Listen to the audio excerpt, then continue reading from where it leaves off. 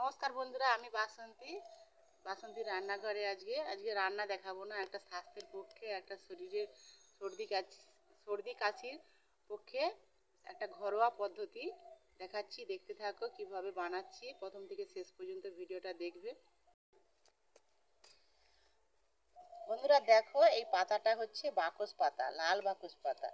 এই বাকস পাতা দিয়েই আজকে ঘরোয়া পদ্ধতি যে দেখাচ্ছি, দেখতে থাকো। এই বাকস পাতাগুলো এখন প্রথমে আমি ধুয়ে নিচ্ছি ভালো করে, চটকে চটকে জল দিয়ে ভালো করে আমি ধুয়ে নিচ্ছি পাতাগুলো।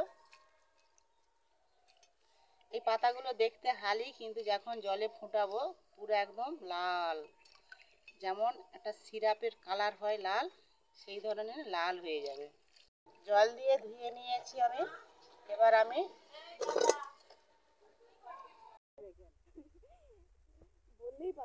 দেখো, আমি 1 গ্লাস ভর্তি জল দিচ্ছি না, একটু ভাগ রাখছি। এই জলটা আমি বানাবো।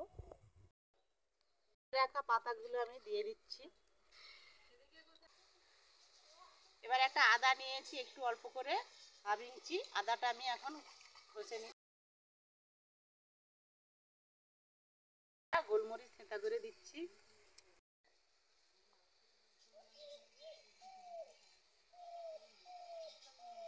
এবার অল্প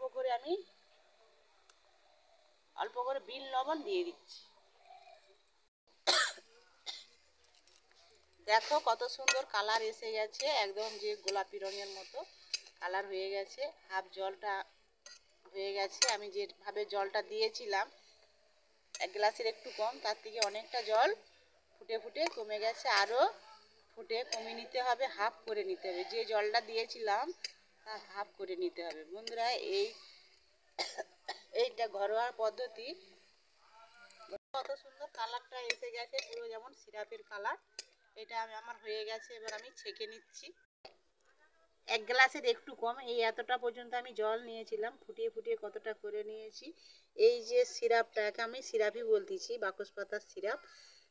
এই সিরাপটা সর্দি কাশি ছোট বড় সবাইয়ের পক্ষে উপকার। টুকটাক যখন সর্দি কাশি হয় বাচ্চাদের কি বড়দেরই, তখন সঙ্গে সঙ্গে কি না, আমরা ডাক্তারখানায় চলে যাই। ডাক্তারখানা না যেয়ে এরকম ঘরোয়া পদ্ধতি এরকম বানিয়ে খেলে খুবই উপকার। আমার তো আজকে সর্দি কাশি হয়েছে, আর ওয়েদারও খারাপ, বৃষ্টি হচ্ছে, কখনো কুয়াশা, সেই জন্য গলাটা ব্যথা করছে আর খসখস করছে। সেই জন্য আমি ভাবলাম যে আমি বানিয়ে খাবো, আর বন্ধুরা তোমাদেরকে দেখানোর জন্য এরকম ঘরোয়া পদ্ধতি বানিয়ে খাবে। আর এইটা ভালো লাগলে লাইক কমেন্ট শেয়ার করবে। এখন এই সিরাপটা গরম আছে, আমি একটু ঠান্ডা করে নিচ্ছি, তারপর আমি খেয়ে দেখাচ্ছি কি কি। আমি 2-4 ফোঁটা আমি মধু দিয়ে দিচ্ছি। মধুটা তো উপকার শরীরের পক্ষে, আর সিরাপেও কিন্তু মিষ্টি ভাব থাকে, মধু দেওয়া থাকে, সেই জন্য আমি মধু দিচ্ছি। খেয়ে নিচ্ছি।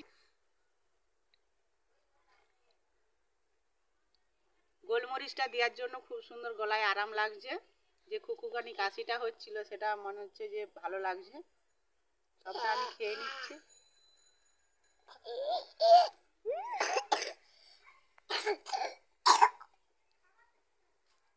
বন্ধুরা, এরকম বাড়িতে ঘরে বানিয়ে ছোট বড় বাচ্চাদের যখন হালকা সর্দি কাশি হয়, তখন এইরকম ভাবে খাওয়াবে, তাহলে আর বেশি বড় আকারে সর্দি কাশি হবে না।